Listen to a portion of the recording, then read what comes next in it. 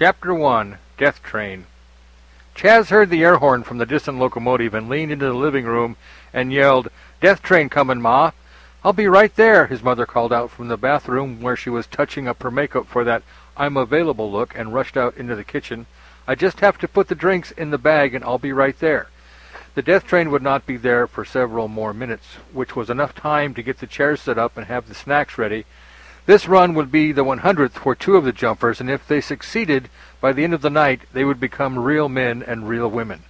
By the time the pair excitedly exited their apartment door and hurried the 20 yards to the jump site, they found a handful of teens, boys and girls, standing on the tracks.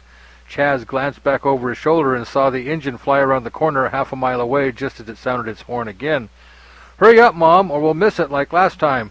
"I'm hurrying," Abby said, as she set the bag on her chair and fished inside for the goodies. "Sometimes I think you don't even know all the things I do for you." The lawn chair in front of Chaz clinked open and then flopped into place. The rustle of the snack bag produced a 24-ounce sweetly syrupy energy drink and a bag of hot jalapeno cheese twists, which were unceremoniously thrust into Chaz's hands as he sat in the chair closest to the teens on the track. "About time," he murmured. "Can you sit down?" "Can't see," quipped Chaz as he crunched the first bite of his chips and slurped his concoction. All right. Is that better?" said Abby as she scooted her chair out of the line of sight of her son and finally sat down herself with a sigh of relief. Abby did catch the eye of Mr. Struthers as she daintily tucked her culottes between her knees and smiled with a nod in his general direction. The gaggle on the tracks were poking away at each other and playing around in nervous excitement. A couple of the boys jumped across the rail and scurried back to the group to jeers, punches, and shoves from the others. Chaz swept his eyes over the gathering. There were 12 different groups of people clustered around the intersection of the tracks on First Street. This was where the last 10 jumps had to be made for them to count toward the all-important 100th jump. Family members of the jumpers were the closest to the tracks, as were the chairs of the judges and the EMS. This was the top jump location. After having made 90 successful documented jumps elsewhere, the last 10 had to be done here, and here you had to take back a tear or it didn't count. Have the locomotive rip your clothing as part of the jump so you could show the judges. There were 9 other official jumps going on tonight, and Chaz and his mom were lucky to live just down the street from number 10 jump site. Chaz saw Dejuana smiling and prancing among the group on the tracks and shouted, "Dee!" The girl turned her head at the loud report of her name and pretended not to see who it was that had made the noise. She knew who it was, and that was that. At least it wasn't her father or protesters carrying signs or singing or handing out tracts against jumping.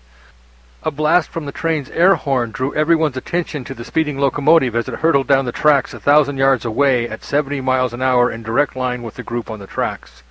Now would be the time the prayers of the jumpers would be answered, as the mandatory prayer hour vigil had just been completed less than 10 minutes before the arrival of the train. This whole ritual started a lifetime ago. It seemed that after completion of the skate park, there was that incident where Jimmy Longford tried to beat the train and lost it all as he was doing an aerial 360 across the tracks, because even the rush from the park wasn't enough. No thrill with nothing to lose. That and the antics which followed, the emptying of the White Horse Tavern to see who could beat the train while holding a six-pack balanced on their heads, coupled with the loss on the tracks of 2 of those pub guppies within a week of each other, got everyone talking about this death train rite of passage ritual. Mrs. Howard brought her first-grade class down on a field trip to see the flowers, pictures, cards, and candles people left where little Jimmy bought the farm on the tip of a 73-mile-an-hour passenger train. Then the next week, 2 sweet little twins rode their pink bikes with streamers from their handlebars across the tracks, holding hands and singing hymns as the train took them to their final resting place. The railroad sent people to investigate, and the feds came through town to try and advertise and brainwash the people to stay off the tracks, but it's like the feel-good pain of losing a tooth or the scratching of a mosquito bite gone bad that drew the townsfolk to the tracks. Young and old alike reached local hero status, like Old Man Wilters, who had 99 successful jumps just after his 83rd birthday. He had just cleared number 99 and was walking into the diner for a cup of coffee and a piece of pie when he fell over dead as a doornail from a heart attack.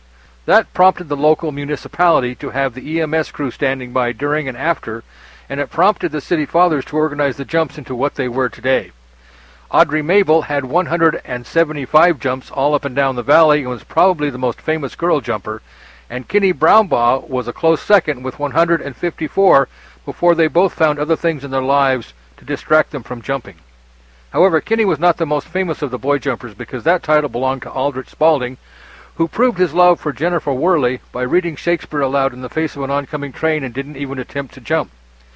Dejeuner was actually scanning for her dad, the local minister Reverend Tischbein, who was strictly against this form of character development.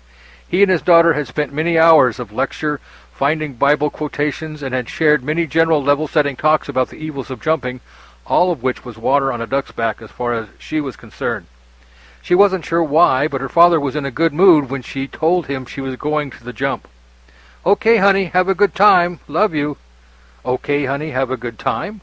"Okay, honey, have a good time." Dejeuner didn't have time to ask her father if he was feeling all right.